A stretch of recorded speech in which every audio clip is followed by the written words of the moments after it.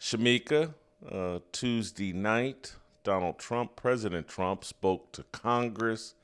But before he spoke to Congress, um, a member of the House, Jasmine Crockett, the new favorite member of the new squad, she put out a video of her dancing and rapping to Kendrick Lamar, Not Like Us, uh, and turned it into some sort of political message to Donald Trump, or I don't know. Let's play the clip, and then we'll talk about it. Oh no! It's a cultural divide. I'ma get it on the floor. You really about to do it? 40 acres in the mule. This is bigger than the music. You really about to do it? Yeah, they tried to rig the game, but you can't fake influence. They get on it like that. Hey, I'm tripping, I'm sliding, I'm riding through the back like buck. Must have on a beat, bro, deep boat, any rap. He a freak though, man down, call like Amber Lambs, tell him breathe. Let them boys to the cross, they walk around like T's. What's up with these? So that's Jasmine Crockett making a fool of herself, making a fool of politics and turning politics into a complete and utter circus. I don't get it, but to some degree, I do get it. That if you look around the world, if Zelensky in Ukraine, he was some sort of comedian. They got videos of him dancing in high heels and all things. Maybe politics globally, and certainly here in America, maybe it's just turning into a clown show and a circus, and maybe this is the new normal. Jason, you know what I think is funny is that Jasmine's middle name is Felicia. So when I saw this, I think it's very appropriate to say, bye, Felicia. This is ridiculous. And she looks crazy. And of course, like you said, Zelensky was an actor or whatever, but I'm assuming that he's not dancing around in heels today. So that's my problem with Jasmine. Like, there are things that you should be focused on. Winning a popularity contest in Congress is not one of those things. I understand that there is some degree of popularity that you have to have as an elected official, but I don't think you have to go to these lengths. It looks as if she's not taking her job seriously, and she just wants to be a celebrity. She just wants to be famous. She wants a bunch of people saying, oh, I like her. She keep it real. People, I assume, voted you into that position to get things done. And so all of these antics, I just think it's inappropriate. She looks silly. And I think she makes Black women look bad. Women in general, but because she's Black and because I know a lot of her constituents are probably Black, it just really looks bad. And I just think it is why people don't take us seriously. Well, I think in politics now, people enter into it like, hey, I'm going to get rich one way or the other. I'm going to do some insider trading. I'm going to set myself up for a big corporate position post politics. And I think Jasmine Crockett is saying, I'm going to be a personality. If this political thing comes to an end, I'm going to be on TV somewhere. I'm going to be hosting a podcast somewhere. I'm going to be Hawk Tua, or, and again, I'm not sexualized. I'm just saying I'm going to be a brand that can market myself. And so I see Jasmine Crockett just like, hey, she's building a brand that she's comfortable with, that she can, if politics comes to an end, celebrities will know her. She'll be a candidate to be on The View. She'll be, does Jada Pinkett still do Red Table Talk or whatever? She'll be on, no, that's I'm over. not sure. I don't know. Yeah, she'll be on some podcast that she's hosting or some other celebrity's hosting, and that seems to be her real agenda. And she's like, AOC went this far, and then someone else says, well, okay, I can go out to the next level, and that's where Jasmine Crockett is. I obviously it's not good for the country. But I don't know if we can put this toothpaste back in the bottle. There's so much money to be made for being some sort of celebrity that, maybe this is the new wave. Jason, you're right, because you mentioned this and it just brought me back to the fact that I was watching Jeopardy last week, and one of the answers was Hawk from Hawk Tour. And I was just thinking, why is this a Jeopardy answer? But it just shows that across the board, we've lowered our standards on so many things that this would actually be a Jeopardy answer.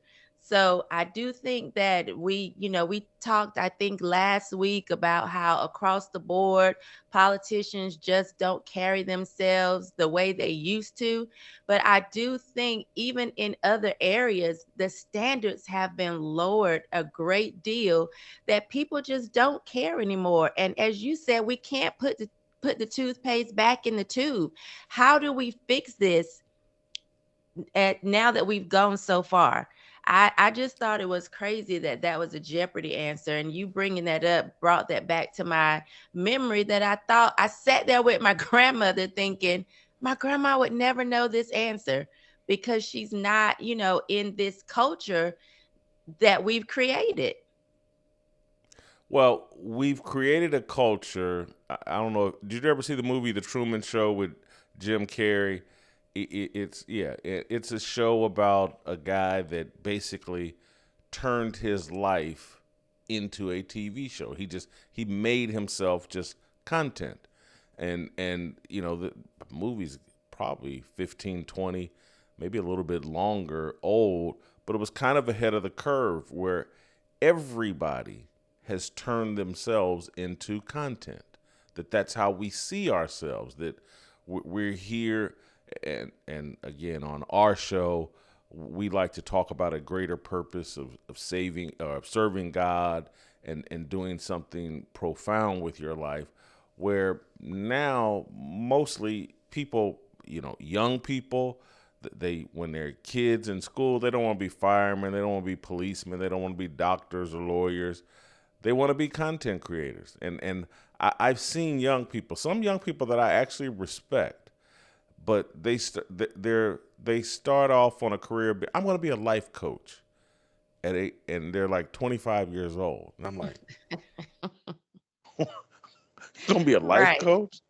You ain't even Haven't lived life. experienced anything, and now you out here coaching people on how to do life.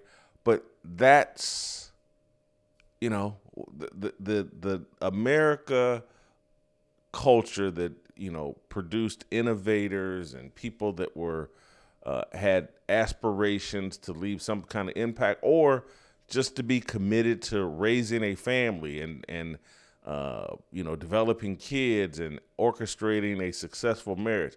All of that's all out the window, and it's every man or woman for himself. And how can I create some kind of viral content today? What Jasmine Crockett did here should be disqualifying. People are like, oh my God, she's not a serious person. She can't be in high political office. But it's not a disqualifier. And I'll go another step. And I know you and I will get criticized for suggesting this, but it just seems true to me. The other thing about Trump's address to Congress on Tuesday night was, lo and behold, a politician got kicked out. They had to call basically security, the sergeant of arms, to escort someone out. And man, if you had to guess the demographic of that person, would it be a white politician, a black politician, a Latino politician, Asian? If you had to guess, who would shake a cane and become such a disruption that they had to be escorted out in something that didn't seem organic to me? It seemed like planned. Someone volunteered to be that guy.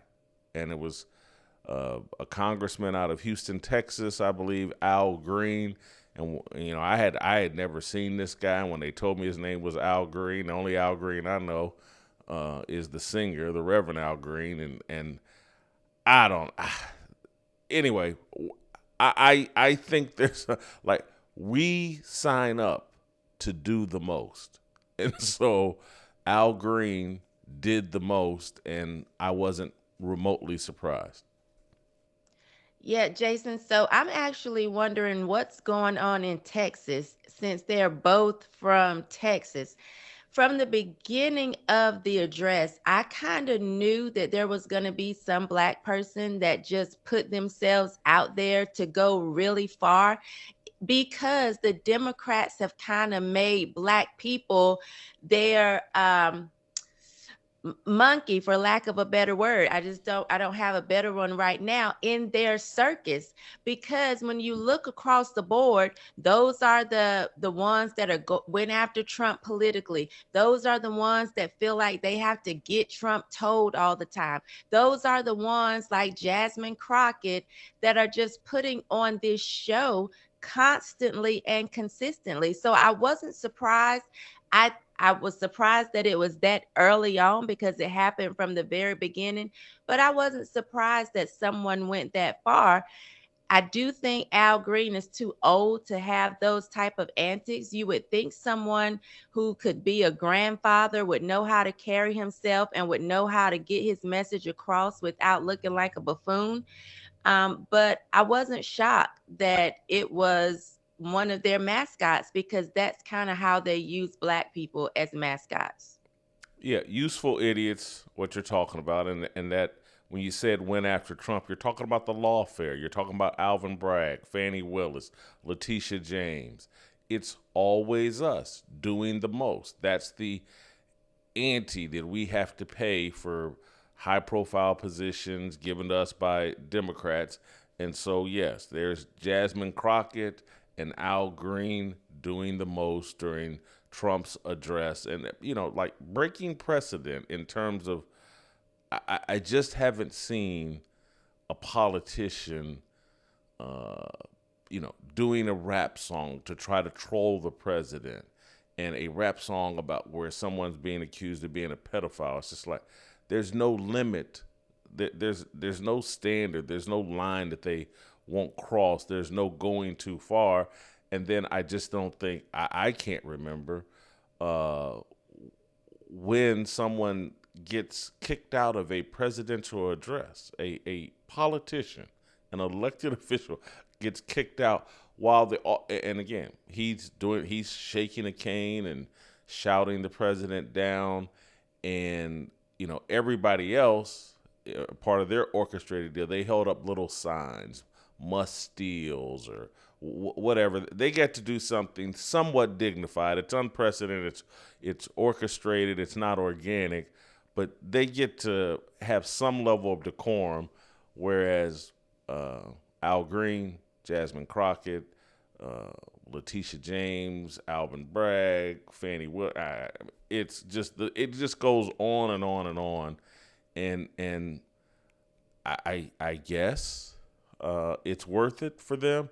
I guess it's worth it for us as black people that, hey, at least they have these positions. Yes, there's things they have to do, and they certainly can't prioritize their constituents' concerns, but at least we have the symbol of these people holding these offices, and that's going to work out for our young people and kids, and that's really going to change culture. I don't. Whole thing makes me sad, uh, but it is what it is at this point. Go ahead. Yeah, no, I was gonna say, and he did all of this in a ponytail. Let's not leave that part out. Not only did he have the cane, he had the ponytail. So he really looked like Cat Daddy. He really looked like some type of pimp. It's a character. They have to be in character, which is why it's so embarrassing. It's like they looked around the room and said, "You, Al Green, you're the perfect person to show out for this address to Congress." It's just crazy. He actually has the wrong musical name. You know what his name should be. Seriously, he should be Ronald Isley. That's who, Yes. with the cane. And Ronald Isley sometimes has long hair with the ponytail. Rather than love and happiness, it should have been contagious or Yeah. We should be what? calling him Mr. Big. Yeah, yeah, there we go, Mr. Big. Shamika, thank you. Great job as always. We'll see you next time. Don't miss a second of Fearless. Hit that like button and subscribe to keep up with our latest content.